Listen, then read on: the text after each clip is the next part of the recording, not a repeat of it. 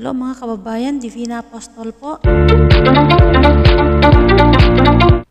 Matindi itong mga aligasyong binitawan ng mga witness laban kay Pastor Apollo Quiboloy kahapon dyan sa Senate hearing mga kababayan. At ngayon pong araw, nagsalita na itong si Pastor Quiboloy dito sa mga maanghang o matitinding binitawan ng mga witness against sa kanya mga kababayan. At dalawang beses pa lang pinatawag itong si Pastor Quiboloy para umattend sa hearing kahapon, pero sadyang matigas ang kanyang ulo, no? Hindi siya nakinig. So at the end, pinadalhan siya ni Senador Risa Hontiveros ng subpena.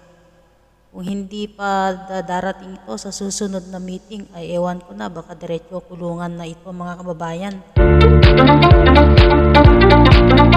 Kasi kung napakinggan po ninyo yung hearing kahapon, yung ginawang hearing kahapon, although na may pinadala siyang abogado para mag-represent sa kanya, ay hindi naman basta-bastang sabi ni Senador Risa, hindi basta-bastang sasagot itong attorney kasi personal po itong mga aligasyon tungkol sa kanya. Itong katakot-takot na sabi ni alias Amanda, ni-rape daw siya. Tapos yung sabi nung Jerome, yung lalaki, na ilagyan daw ng sili yung kanyang mata, pati pototoy niya, at nuuntog yung ulo sa pader kapag nakakagawa sila ng kasalanan. Hindi po ito gawain ng isang matinong pastor mga kapatid. Talagang kahapon habang nakikinig ako, nagulat ako, tumutulo po yung aking luha. Kasi sadyang hindi ko po kayang pakinggan itong mga sinasabi ng kanyang dating mga worker. So i-play po natin itong statement ni Pastor Apollo Quiboloy para naman maging patas po mga kababayan. No? I-play po natin. Magandang araw po, Pastor. Alam naman po natin ang nangyaring hearing kahapon sa Senado sa komite ni Senator Risa Hontiveros. Maaari po ba kaming makahingi ng official statement po galing sa inyo? Salamat, Pastor. Magandang araw po, magandang umaga, magandang hapon, magandang gabi, o kaya magandang araw sa inyo pong lahat na ngayon ay makakapakinig ng aking audio message patungkol po dito sa mga allegations, accusations na puro po mga napakinggan natin sa Senate hearing na pinangunahan po ni Risa Hontiveros bilang chairwoman ng Children's or Welfare or Committee, something like that. At napakinggan po natin ang kanilang mga patutsada doon, yung mga witnesses nilang kinuha.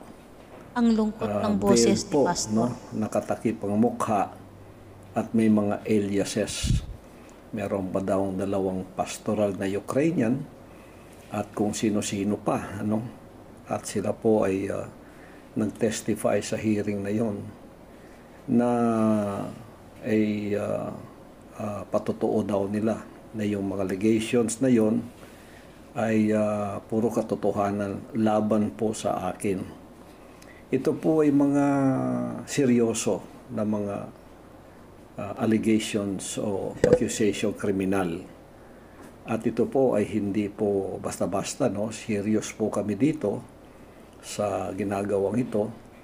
Hindi po laro-laro ito sapagkat ang reputasyon ko po bilang ako ang head minister ng Kingdom of Jesus Christ at spiritual head ng Kingdom Nation ay nakasalalay po dito sa mga pinagsasabi ng mga mga witnesses na ito, na kuno ay mga former workers ng kingdom pero nakatakip ang mukha at nag-alias ang kanilang mga pangalan. Ngayon, Paano hindi tatakip ang mukha, Pastor? Takot nga sila sa'yo, di ba? Kasi ang pagbangga sa isang Pastor Apollo Kibuloy ay katulad po, may tulad po yan sa pader, mas matibay pa sa pader. No? Sabi nga ni Elias Kamanda kahapon, nakasuhan daw po siya ng libel mga kababayan dahil dito sa pagreklamo kay Pastor. Sa inyo po, Senator Risa Hontiveros, sa inyo pong committee, nakita ko po nag-iisa lang kayo, no? Parang wala yatang quorum ang committee nyo. At napakinggan po ang lahat ng mga testimony at mga kasaysayan noong mga pinag-i-interview ninyo riyan na pinayagan po ninyo. Pero yung iba po, kahit nagtakip ng mukha, kilala namin sila dahil sa kanilang narrative. Ang isa po riyan ay si Blenda Portugal, yung nag-alias Amanda. Iyan po ay nagdemanda na yan ng ganun ding mga allegations. At yan ay sinagot po namin, sinagot ko, at yan ay da-dismiss dito sa Korte ng Davao. Kaya tumakbo po sila sa DO. O ayan na dinig nyo, na-dismiss daw sa Korte ng Davao. Di ba alam naman natin na magkaibigan itong si Pastor Apollo Kibuloy at itong si dating Pangulong Duterte? Alam natin yan. At ang Davao, mga kababayan, ay baluarte ng mga Duterte. Ikaw talaga, Pastor, oo. DOJ, at yan ay under sa pamamahala ngayon ng DOJ. Dismissible po, kahit po anong tingin ninyo. Kasi hindi pwedeng tabunan, hindi pwedeng takpan kung nagsisinungaling ka. Ang katakataka lang po dito, bakit nasa korte na yan? Hindi pa po matatawag na sub judice yan? Pagkatapos diyan ay pag-uusapan. Hindi ba ninyo nire-respeto ang korte? Hindi ba ninyo nire-respeto ang ating mga batas? Hindi na po dapat na kinuha ninyong witness yan kasi yan ay gumawa na ng hakbang na magdemanda at yan ay napatotohanan puro kasinungalingan ang pinagsasabi niya. Kung ito po ay pinapayagan ng batas, kunin ninyo yung mga records para makita ninyo ang kanilang aligasyon at ang aking mga sagot na puro po na dispel namin ang kasinungalingan niya na ginawa doon. I don't have to elaborate here. Ngayon, yung ibang mga witnesses na pinagkukuha ninyo, nakilala rin po namin yung iba, yung nag-alias Jerome dyan. Yung pong lahat ng mga full-time workers dito nag-apply bilang full-time. Yan po may mga records lahat dito. May mga records po lahat dito. So, pinakinggan ninyo yung side nila, pinakinggan ninyo yung kanilang sinasabi. Kahit sino pwedeng magsinungaling. Kahit sino pwedeng gumawa ng... Ayan na, maliwanag si sinabi ni Pastor Apollo Kibuloy. May mga record daw itong mga worker. So, ibig sabihin, nagsasabi ng totoo itong mga worker na ito kasi hindi niya naman hindi niya pinagkaila na itong mga ito ay dating worker niya at alam niya, kilala niya ang mga ito at nasa kanya yung totoong pangalan nila. Diba? Ganong aligasyon Kasi pagkat wala naman silang sasagutin pa. Kasi under sila sa inyong Senate hearing. Ewan ko kung sila ba may immunity o kayo lang ba Senator Hontiveros ang may immunity. Kaya siguro tinatago ninyong mga mukha nila. Kasi kung talagang totoo yung sinasabi nila, hindi sila dapat matatakot. No? Hindi sila dapat matakot. Kaya nga sila nagtakip ng mukha kasi natatakot sila sa iyo, Pastor. Kasi yung isa, yung alias Amanda, sinabi niya kahapon sa hearing na kinasuhan mo na raw ng cyber libel. Pero kung libelous yun, kahit pa diyan sa hearing sila, after ng hearing na yan, talagang mananagot po sila sa batas. Sa mga false allegations, lalo na ang reputasyon ko po ang nakataya dito.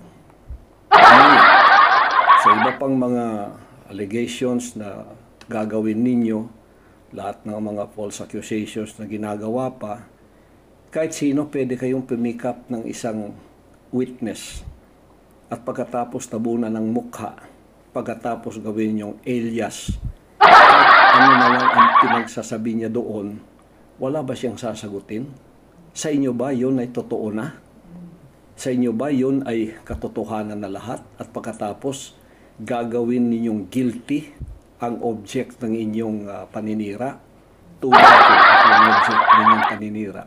Dahil ba sinasabi nila na gano'n at ganito at gano'n at ganito, ang kalalaswa pa, sinakyan pa ng mga taga-social media na vlogger, tapos pambababoy ang ginawa ninyo sa reputasyon ko? Yun ba ay tamang proseso?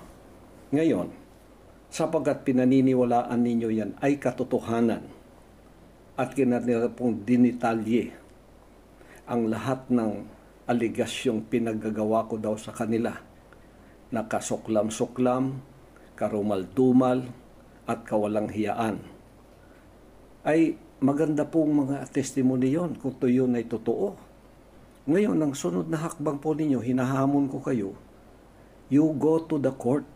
Tulungan po ninyo ang mga kaawa-awang ito.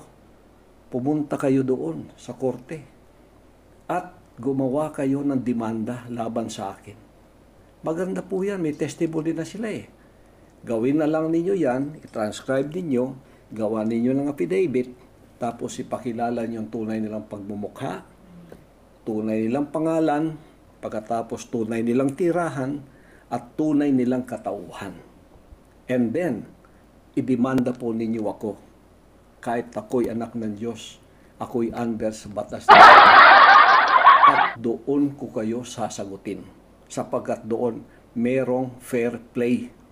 Because, in the law, the guilt and the innocence of any person is not determined by a Senate hearing, but it is only determined by a competent court of law. Doon po kami patas ang laban. Doon kami pwedeng sumagot sa inyo. Teka lang mga kababayan.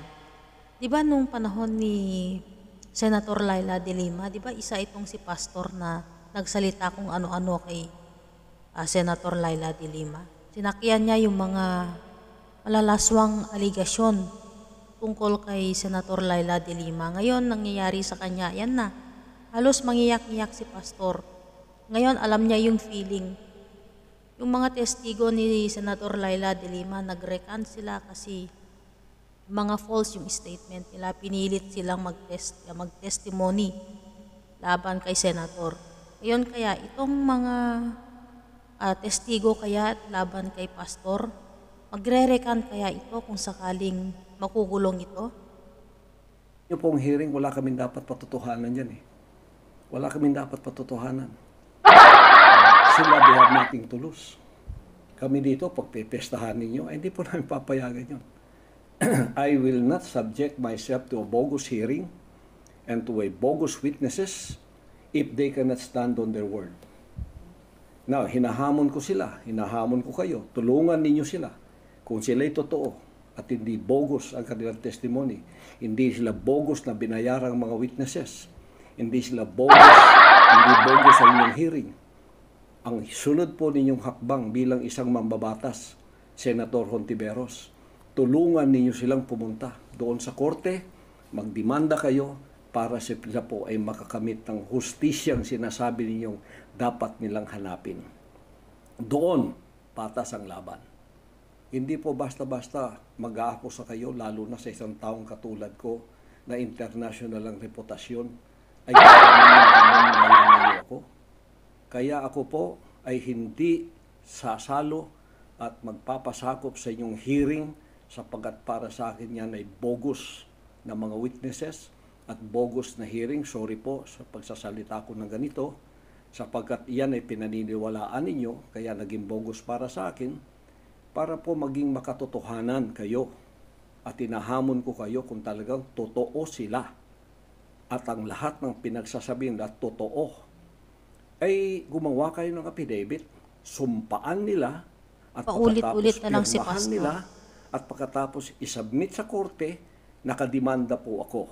Doon po ako sasagot sa lahat ng aligasyon at mga akusasyon na ginawa. Criminal po itong mga aligasyong ito. Hindi na dapat pag-usapan yan sa inyong Senate hearing. These are criminal allegations that you already convict me. You already convicted me in your hearing. Mali po yun. Unfair po yun. I will not subject myself to unfair statements. I will not subject myself to injustices that are done in the cloak of a Senate hearing. Kahit ano po, I will not subject myself to that. But I will face you with one condition. I will face any of you. Kahit 100 pang witnesses ang gamitin nyo. Kahit 100 pang witnesses ang inyo pong bayaran. I will face you anywhere, anytime, in a court of law. Just do it. And I will face you anywhere, anytime, in a court of law. If you cannot do that, then you are all bogus, you are all false, and you don't deserve my respect. Because you don't respect my constitutional rights, I will not also respect your office as a senator if you cannot do these conditions that I'm telling you to do. Ikaw, mambabatas kayo, Senator Hontiveros, alam ninyo dapat ninyong gawin. Pagka ganitong maligasyong malalalim at reputasyon ng isang tao nakataya, dapat pumunta na po kayo sa korte. Kunan ninyo sila ng abogado. Pagkatapos, magpasimula na tayo doon para po mailahad namin ang aming side na lahat documented. Kanila, salita lang. Kami po, hindi kami nagsasalita. Documented. Inis ko po ang lahat ng mga pangalipusta, pambababoy sa reputasyon ko, at ang pag-alipusta po sa aking mga katauhan. Sapagkat ako'y anak ng Diyos. Tinuruan akong mag-along sa Kanya. Ang ama kong si Jesus Christ, pinako sa krus, hindi dahil sa kanyang kasalanan, kundi sa kasalanan ng mga taong ipinataw sa Kanya. Siya po ang aking guide, siya ang aking idol. Kaya tiniis ko ng matagal na panahon ang mga paninirang ito. Kahit doon sa Amerika, it is the same scenario as it is here. Inakusahan din ako doon ng maraming mga former workers daw yun. Pero puro pagsisinungaling.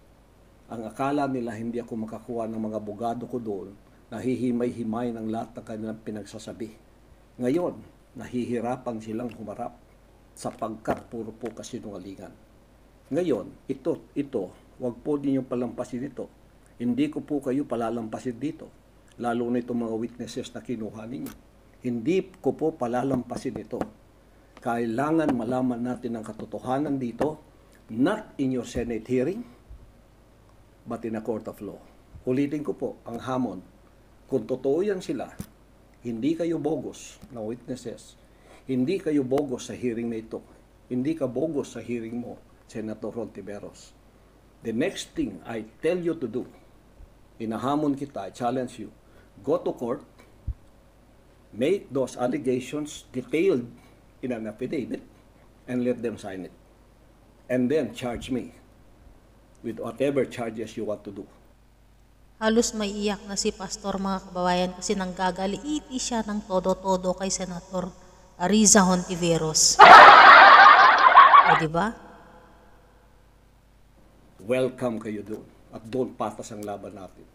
If you cannot do that, Iiyak na yan. you did not respect my constitutional rights, I will not from now on respect you as a senator of this country, because you are hearing innuendos and you are for smearing my reputation.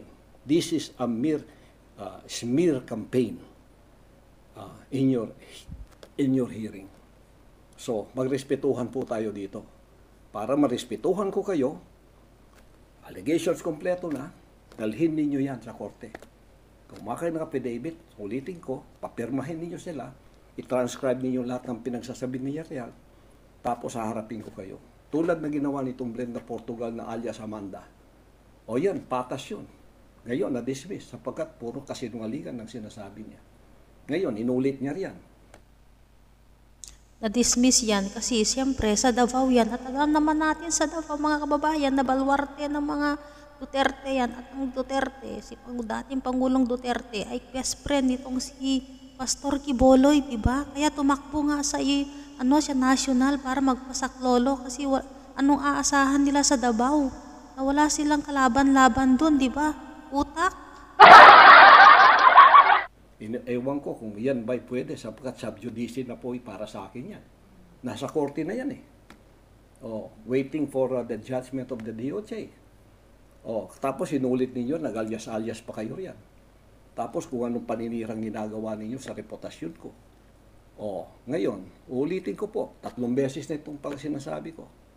I challenge you, now that they have detailed all of the salacious allegations against me and my person, which they demonized, which they bedeviled, and which made a monster out of me, let them go to court, help them file a case against me, and I will welcome that, and we will answer you in that proper forum of the court of law.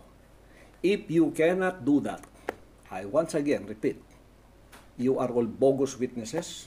This is a bogus hearing, and I will not subject myself to any of your bogus hearing that you will do next time.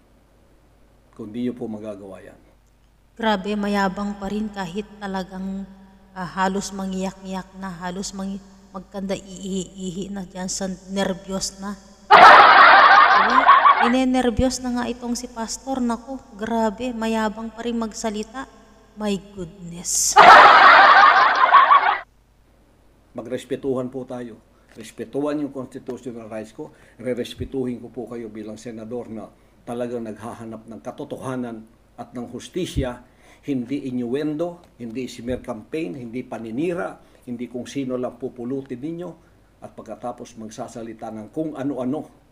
Words are very cheap. But let us find the truth.